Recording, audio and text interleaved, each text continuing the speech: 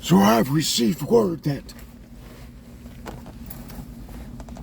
we'll be using some of these ladies and gentlemen that are in this matrix system of prisons to sandblast the pyramids of Giza. There's a reason for it, and it is important. They need to be restored, in a sense, to their former glory. Quite possibly, we may be building a brand new one, right next to the ones that have already been built. I'll keep you updated.